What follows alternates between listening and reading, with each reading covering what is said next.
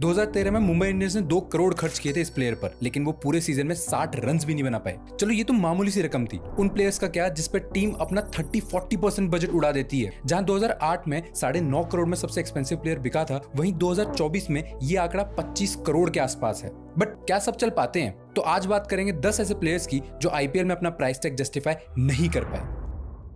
वैसे तो 2014 mega auction के सबसे एक्सपेंसिव प्लेयर युवराज सिंह थे, लेकिन ये प्लेयर भी कुछ खास सस्ते पड़े नहीं। मैं बात कर रहा हूँ दिनेश कार्तिक की, जिनको 12.5 करोड़ में साइन करने के बाद डीसी सेलेक्टर्स चैन से तो नहीं सोए होंगे। दिल्ली ने 12 करोड़ एक ऐसे प्लेयर पे खर्च किए जिनके पुराने आईपीएल सीजन में एवरेज ना तो 40 की थी और ना ही स्ट्राइक रेट 140 से ऊपर। 2013 आईपीएल में इन्होंने 510 रन बनाए थे, लेकिन ये 19 मैचेस खेलने के बाद है, मतलब 28 से भी कम की एवरेज। उससे एक साल पहले तो और भी बुरे हाल थे, जिसमें कार्तिक 18 की एवरेज से खेले हैं। इंटरेस्टिंग बात यह है कि 2014 एक मेगा ऑक्शन था, तो दिल्ली के पास एक डिपेंडेबल बैट्समैन कम विकेट कीपर के बहुत ऑप्शन थे, बट दे चोज कार्तिक। उस साल डीसी की परफॉर्मेंस सबसे बेकार थी। पॉइंट्स टेबल में लास्ट फिनिश करके डीसी ने अगले साल कार्तिक को रिटेन नहीं किया। और करते भी क्यों? ये एक्सपेरिमेंट इतना एक्सपेंसिव जो पड़ गया क्योंकि कार्तिक ने 2014 आईपीएल में 23 की सब पर एवरेज से रन बनाए थे। भाई 12 करोड़ में इतनी एक्सपेक्टेशन तो होती ही होगी। जहां कार्तिक की फॉर्म एवरेज थी, वहीं हमारा अगला प्लेयर तो कैंसर को बीट करके आया था। मैं बात कर रहा हूँ युवराज सिंह की, जिन्हें दिल्ली ने 16 करोड़ में खरीदा था एंड ये उस साल के सबसे एक्सपेंसिव प्लेयर भी रहे थे। हालांकि 2015 की शुरुआत तक युवराज इंडियन टीम में एक गो टू प्लेयर नहीं थे, बट 2014 की बढ़िया परफॉर्मेंस के कारण दिल्ली टुक अ बेट ऑन दिस ऑलराउंडर। युवराज ने 2014 में 376 रन बनाए थे 135 की स्ट्राइक रेट के साथ, जिसमें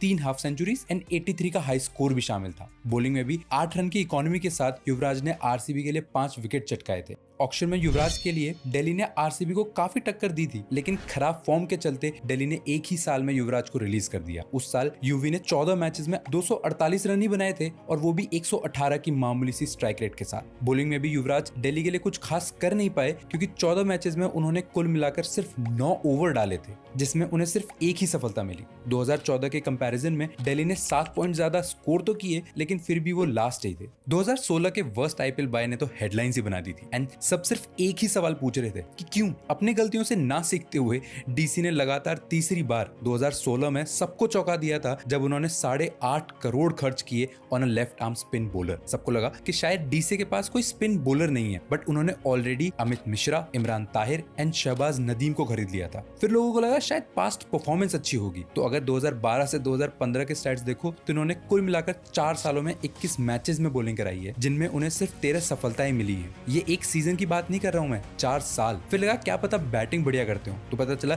2 साल से तो उन्होंने बैटिंग ही नहीं करी एंड तब तक 2012 से लेकर 2015 तक इनका एवरेज 16-17 का ही था। जब तक ये गलती दिल्ली को पता चलती, ट्रेन प्लेटफॉर्म से निकल चुकी थी। Negi score total of 57 run and bowling में भी 8 मैचेस में इन्होंने पूरी 1 विकेट ली।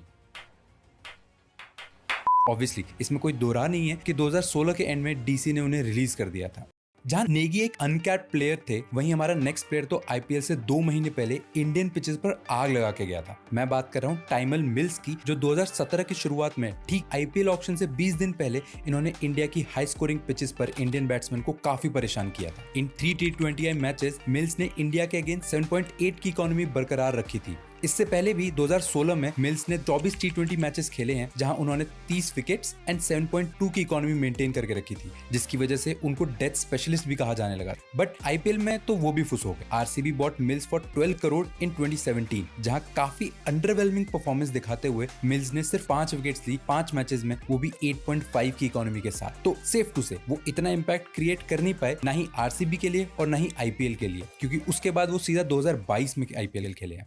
आगे हम बात करेंगे एक ऐसे प्लेयर की जिसको पंजाब ने उसकी 6 हिटिंग एबिलिटी के लिए खरीदा था, बट उसने पूरे सीजन में एक छक्का तक नहीं लगाया। अगर पता लग गया है तो कमेंट करके बताओ, बट उससे पहले देखते हैं 2018 आईपीएल की सबसे बड़ी डिसअपॉइंटमेंट। इस प्लेयर के लिए एसआरएच ने 2018 मेगा ऑक्शन में खूब मेहनत करी थी। अपने मिडिल ऑर्डर को स्टेबलाइज करने के चक्कर में हैदराबाद ने मनीष पांडे के लिए 11 करोड़ दिए थे। मजे की बात यह है कि इतने में तो केएल राहुल आ जाते। हालांकि 2017 का आईपीएल मनीष के लिए काफी फायदेमंद रहा था, क्योंकि उन्होंने करीबन 400 रन बनाए थे थे with an average of 49.5 and strike rate of 130। 2017 में स्टार प्लेयर रह चुके मनीष 2018 में एसआरएच के लिए कुछ खास कर नहीं पाए। उन्होंने 15 मैचेस खेलकर सिर्फ 284 रन बनाए, वो भी 25 की मामूली सी एवरेज के साथ। अभी तक ये एसआरएच के लिए 4 सीजन्स एंड 51 मैच खेल चुके हैं, बट किसी भी सीजन में वो अपनी प्राइस जस्टिफाई कर नहीं पाए हैं। फनी इनफ इन्होंने 2008 से लेकर 2024 तक सारे आईपीएल खेले हैं, बट मनीष ना तो एक कंसिस्टेंट प्लेयर रह पाए हैं और ना ही किसी टीम में अपने लिए जगह बना पाए हैं। इसलिए इतने एक्सपीरियंस होने के बाद भी ये आईपीएल की 8 टीमों में खेल चुके हैं। लास्ट ईयर डीसी में शर्मनाक परफॉर्मेंस के बाद मनीष 2024 आईपीएल केकेआर की तरफ से खेलेंगे।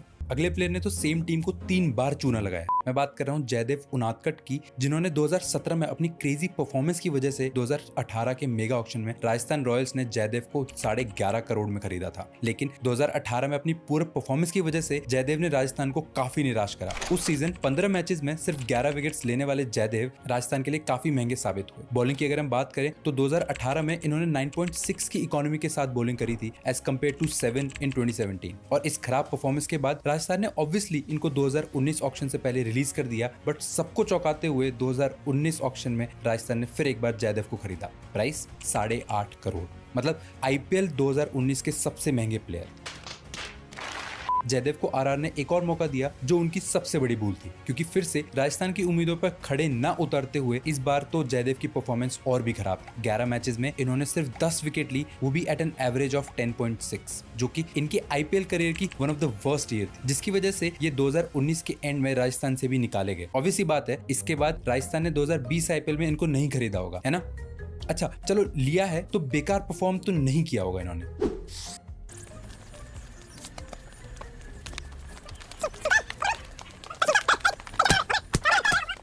चाहे 2020 में राजस्थान ने फिर जयदेव को खरीदा हो, बट उस साल का सबसे worst transaction was Maxwell to Punjab. Logically ये गलत डिसीजन तो नहीं था। पंजाब के पास बैटिंग की भरमार थी, KL Rahul, Chris Gayle, Nicholas Pooran. उनको जरूरत थी तो बस एक हार्ड हिटिंग ऑलराउंडर की, जो कुछ मिडिल ओवर्स निकाल दे एंड फिर एक फिनिशर का रोल भी पूरा करे। इसके लिए पंजाब ने करीबन 11 करोड़ में मैक्सवेल को खरीदा। 2020 सीजन में उन्होंने कुल मिलाकर 108 रन बनाए थे, वो भी एट एन एवरेज ऑफ 15। और तो और उस सीजन का उनका हाईएस्ट स्कोर था 32।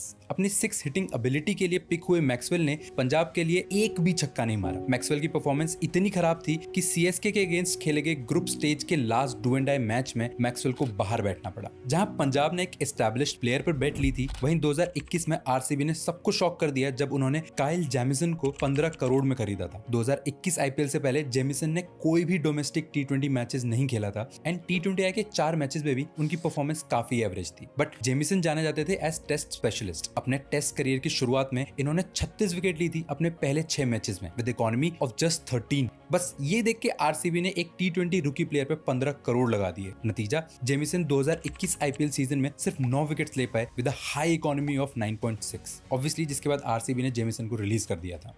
यही सेम किया एसआरएच ने 2023 में, जहां उन्होंने एक रूकी T20 प्लेयर पे 13 करोड़ खर्च दिए। बट उससे पहले बात करते हैं 2022 के सबसे बड़े ब्लंडर की, MI buying Jofra Archer for 8 crore. इस डील में ब्लंडर ये था कि इंग्लिश क्रिकेट बोर्ड ने पहले ही मना कर दिया था कि आर्चर 2022 आईपीएल ऑक्शन में इंक्लूड तो हो सकते हैं, लेकिन वो 2022 आईपीएल खेलेंगे नहीं। क्यों? जस्ट सो कि लॉन्ग टर्म के लिए कोई जोफ्रा को खरीद ले। एंड ये जानते हुए भी एमआई ने जोफ्रा पर 8 करोड़ खर्च दिए, जो कि उनको लगा होगा कि एक जीनियस मूव है जो फ्यूचर में उनको काफी हेल्प करेगा, बट ये उन पर ही उल्टा पड़ गया। तो 2022 में तो एमआई ने जोफ्रा के बिना निकाल दिया और 2023 में उन्होंने 5 मैचेस खेले जिसमें जोफ्रा ने सिर्फ 3 विकेट्स ली एट एन इकोनॉमी ऑफ 9.5। पिछले आईपीएल के बाद उनको एक लॉन्ग टर्म इंजरी हुई, जिसकी वजह से एमआई ने उन्हें 2024 में रिटेन इन किया। तो बेसिकली 8 करोड़ बर्बाद। इसी तरह लास्ट ईयर एसआरएच ने हैरी ब्रुक को 13 करोड़ में खरीदा था, जबकि एसआरएच की बैटिंग लाइनअप ऑलरेडी सॉर्टेड थी। इस परचेज को लेकर हैदराबाद पर काफी सवाल उठे थे, क्योंकि तब तक ब्रुक कोई एस्टैब्लिश्ड T20 प्लेयर नहीं थे। एसआरएच ने इस बात का जस्टिफिकेशन देते हुए ब्रुक को एक प्रोजेक्ट प्लेयर कहा था। उनका कहना था कि ब्रुक फ्यूचर में एटलीस्ट अगले 5 साल तक इस टीम का हिस्सा रहेंगे। लेकिन 10 महीने बाद ही एसआरएच ने ब्रुक को रिलीज कर दिया। मिडिल ऑर्डर में खराब शुरुआत के कारण हैदराबाद ने हैरी को ओपनिंग पर भी ट्राई किया। शुरुआत में वो काम तो करा, क्योंकि अपने पहले ही मैच में बतौर ओपनर ब्रुक ने मैच विनिंग शतक लगाया अगेंस्ट केकेआर। बट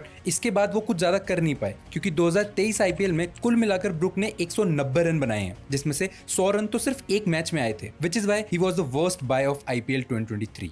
2024 आईपीएल धड़ल्ले से चल रहा है एंड प्लेयर्स के लिए टीम्स ने बेशुमार पैसे खर्च किए हैं, चाहे वो मिचेल स्टार्क हो या हर्षल पटेल। तो क्या लगता है इस आईपीएल का वर्स्ट बाय कौन होने वाला है? Let us know in the comments.